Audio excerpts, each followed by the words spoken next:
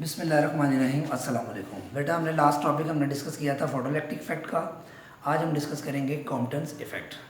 कॉम्पटन्स effects को पढ़ने से पहले हम थोड़ा सा जो है वो हिस्ट्री की बात करेंगे कि जो एक्सरेज है इसकी डिस्कवरी हुई थी 1895 में।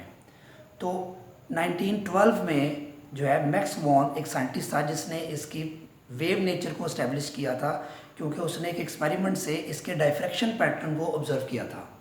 जब इसकी वेव नेचर इस्टेब्लिश हो गई तो कहा गया कि ये लाइट की तरह इलेक्ट्रोमैग्नेटिक रेडिएशंस जो है वो हैं, ये वेव की फॉर्म में मूव करती हैं। तो फोटोइलेक्ट्रिक इफेक्ट में अल्बर्ट आइंस्टाइन ये बता चुका था पहले 1905 में कि लाइट जो है वो पार्टिकल नेचर शो करती है। तो जो है वो आर्थर हॉली कॉम्पटन एक साइंटिस्ट ने कहा कि अगर एक्स रेज लाइट की तरह हैं और लाइट पार्टिकल नेचर शो करती है तो इसका मतलब है एक्स रेज भी पार्टिकल की तरह बिहेव कर सकती है। तो उसने एक एक्सपेरिमेंट से ये बात जो है वो साबित की कि जो एक्स रेज हैं वो पार्टिकल की तरह हैं, और वो जब किसी पार्टिकल से स्ट्राइक करती हैं तो ये ऐसे ही जैसे दो बॉल्स आपस में स्ट्राइक करती हैं।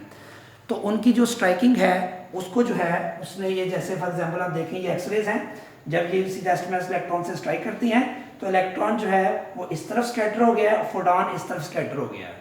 ये ऐसे जैसे दो बॉल्स आपस में स्ट्राइक करती हैं तो वो जो है वो स्ट्राइक करती हैं तो वो स्कैटरिंग होती है।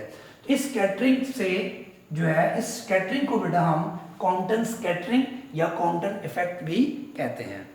उसने ये ऑब्जर्व किया अपने एक्सपेरिमेंट में कि ये जो एक्सरेज का जो इंसिडेंट फोटॉन है उसकी जो एनर्जी है स्कैटरिंग के बाद उसकी जो एनर्जी है वो पहले वाले से बाद वाली जो एनर्जी है वो कम हो जाती है। एनर्जी कम होने का मतलब बेटा क्या है, वेवलेंथ ज्यादा हो जाती है। ये मैंने शो किया हुआ है स्मॉल वेवलेंथ, यहाँ मैंने लार्ज वेवलेंथ शो की हुई है, यानी कि उसकी वेवलेंथ में इजाफा हो जाता है। और जो वेवलेंथ में इजाफा हो जाता है, अगर मैं उस वेवलेंथ को लैम्डा डैश कह दूं और इसकी वेवलेंथ को लैम्डा कहूं तो इसमें जो डिफरेंस है लैम्डा डैश माइनस लैम्डा, इसको में जो डिफरेंस आता है वेवलेंथ में बेटा इसको क्या कहते हैं, कॉम्पटन्स वेवलेंथ।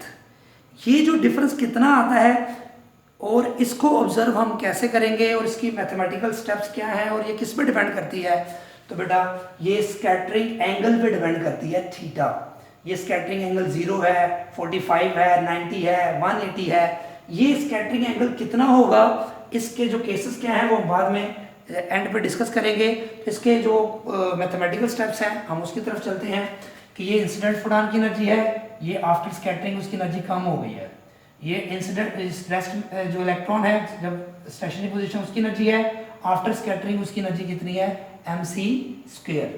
अब loss in energy of photon कितना आएगा, जितनी इनिशियल एनर्जी ज़्यादा थी और ये कम थी तो इसमें से ये माइनस कर देंगे तो ये हमारे पास आ जाएगा लॉस इन एनर्जी।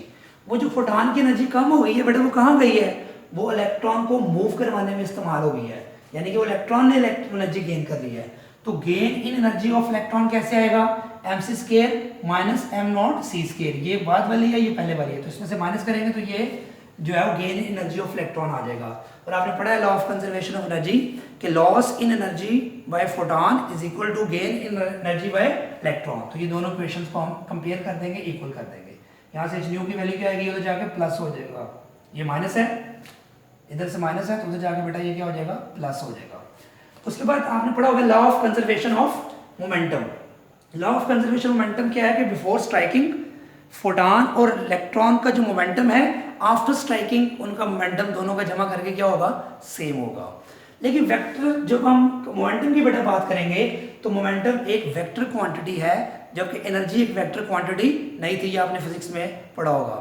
तो वेक्टर क्वांटिटी मोमेंटम होने की वजह से जो है इसके हम दो कंपोनेंट्स की बात करेंगे, horizontal components of both X-rays photon and electron and vertical components. तो पहले हम हॉरिजॉन्टल कंपोनेंट्स की बात करते हैं। देखिए कि एक्स-रेज का हॉरिजॉन्टल कंपोनेंट यानी कि जब यहाँ पे था उसकी फोटॉन की जो मोमेंटम था वो ये था, और इलेक्ट्रॉन का मोमेंटम बेटा उस वक्त कितना था, 0, क्योंकि इलेक्ट्रॉन उस वक्त रेस्ट पे था, वेलोसिटी उसकी 0 थी, तो उसका मोमेंटम 0 प्लस दिस, तो ये बिफोर स्ट्राइकिंग इसका जो मोमेंटम आएगा h/c, ये फोटॉन का मोमेंटम बिफोर स्ट्राइकिंग और ये 0 उसका आ गया। उसके बाद आफ्टर स्ट्राइकिंग जो है दोनों को हॉरिजॉन्टल कंपोनेंट लेना हमने, तो h/c ये वेक्टर क्वांटिटी होने की वजह से इसका हॉरिजॉन्टल कंपोनेंट क्या होगा, h/c cos थीटा और h/c साइन थीटा, ये इसका वर्टिकल कंपोनेंट है। इस तरह जो इलेक्ट्रॉन का मोमेंटम में बेटा देखें mv होता है, मोमेंटम ऑफ इलेक्ट्रॉन। तो मैस इनटू वेलोसिटी जो कंपोनेंट है उसके दो कंपोनेंट जब लेंगे तो mv cos ऑफ, यहाँ पे बेटा फाई आएगा क्योंकि ये हम इलेक्ट्रॉन की बात कर रहे हैं, mv cos of phi, mv sin of phi. तो हमने चूंकि हॉरिजॉन्टल कंपोनेंट लेना है mv cos ऑफ फाई हम यहाँ पे ऐड करेंगे। उसके बाद अब हम बात करेंगे बेटा वर्टिकल कंपोनेंट की। आप देखिए बेटा स्ट्राइकिंग से पहले फोटॉन का वर्टिकल कंपोनेंट कोई नहीं है और इलेक्ट्रॉन का भी वर्टिकल कंपोनेंट कोई नहीं है, तो वर्टिकल कंपोनेंट में जीरो आ जाएगा फोटॉन की जगह पे भी और इलेक्ट्रॉन की जगह पे भी। जबकि आफ्टर स्टैकिंग इसका भी वर्टिकल कंपोनेंट है और इलेक्ट्रॉन का भी वर्टिकल कंपोनेंट है, तो इन दोनों कंपोनेंट्स को बेटा हम ऐड करेंगे। तो ये वर्टिकल कंपोनेंट दोनों के हमने ऐड कर दिए हैं। लेकिन आप यहाँ देख रहे हैं हमने कौन सा साइन लगाया है, नेगेटिव का साइन लगाया है। ये नेगेटिव का साइन बेटा क्यों लगाया है, आपको पता होगा, आपने मैथमेटिक्स में पढ़ी होगी यही बात कि जो हम कोऑर्डिनेट्स की बात करते हैं तो ये जो है वो फोर्थ कोऑर्डिनेट में ये आता है 1 2 3 4। अगर आप मैथमेटिक्स में पढ़ते रहे हैं तो 4 कोऑर्डिनेट्स होते हैं, तो ये फोर्थ कोऑर्डिनेट है। इसमें जो है साइन का जो एंगल होता है बेटा वो हमेशा नेगेटिव होता है 4 कोऑर्डिनेट में, इसलिए यहाँ पे नेगेटिव साइन से इसको रिप्रेजेंट करेंगे। उसके बाद बेटा ये इक्वेशन जो थी, इक्वेशन आई है, इक्वेशन नंबर 4 आई है, इक्वेशन नंबर 5, इन तीनों इक्वेशंस को साइमल्टेनियसली सॉल्व करेंगे तो ये काफ़ी ज़्यादा स्टेप्स बन जाते हैं जो कि फिजिक्स के जो सिलेबस में तो हैं, इसके 3-4 पेजेस की लंबी थोड़ी डेफिनेशन है, लेकिन केमिस्ट्री में इसको हम इतनी डिटेल में डिस्कस नहीं करते क्योंकि हमारे सिलेबस में हमारे एग्जामिनेशन पॉइंट ऑफ व्यू से ये इसकी इतनी ज़रूरत नहीं होती। इसलिए इसको हम तीनों को डायरेक्ट साइमल्टेनियसली सॉल्व करके ये इक्वेशन हमारे पास आ जाती है 1/nu dash minus 1/nu equal to h/m0 c square into 1 minus cos of theta. अब इस क्वेश्चन को आप देखिए यहाँ c स्क्वायर है, इस c स्क्वायर को यहाँ ला के हम इधर भी लिख सकते हैं और इधर भी लिख सकते हैं, तो यहाँ पे एक c रह जाएगा, देखें c इधर आ गया। और c/nu डैश बेटा क्या होता है, लैम्डा डैश, और c/nu किसके बराबर होता है, लैम्डा के।